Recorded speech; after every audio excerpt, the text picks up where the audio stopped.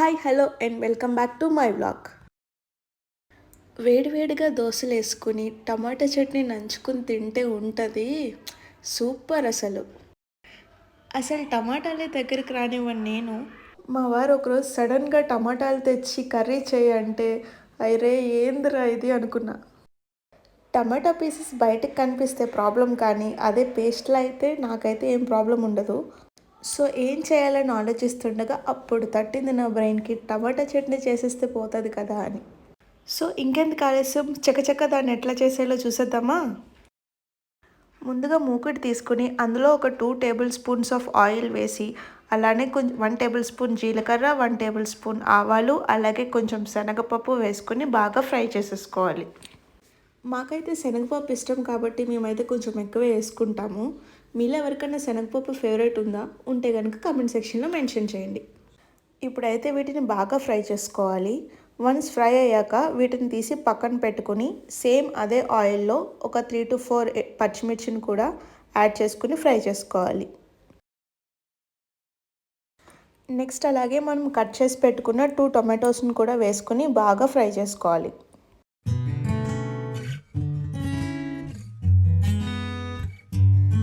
ఇందులోనే చింతపండు కూడా వేసుకుని బాగా కలుపుకోవాలి.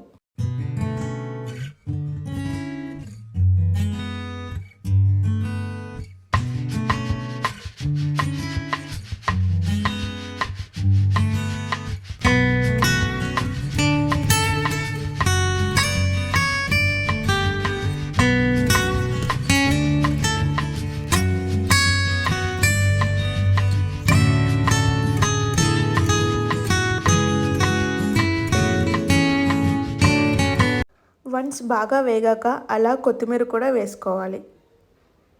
అసలు టేస్ట్ అంతా ఈ కొత్తిమీరలోనే ఉంటుంది మనకి. తర్వాత దీని అంతటిని చల్లార్చుకుని మిక్సీలో కాస్తంత సాల్ట్ వేసుకుని గ్రైండ్ చేసేసుకుంటే మనకి టమాటా చట్నీ రెడీ. నేను బాగా పేస్ట్లా గ్రైండ్ చేశాను. మీరైతే కాస్త కచ్చాపిచ్చాగా కూడా గ్రైండ్ చేసుకోవచ్చు. వన్స్ అదంతా అయిపోయాక కావలిస్తే పోపు కూడా వేసుకుని సర్వ్ చేసుకోవచ్చు. మీరు కూడా ఒకసారి dosa with tomato chutney combination try చేయండి. ట్రై చేసి ఎలా ఉందో మా కమెంట్ సెక్షన్లో మెన్షన్ చేయండి.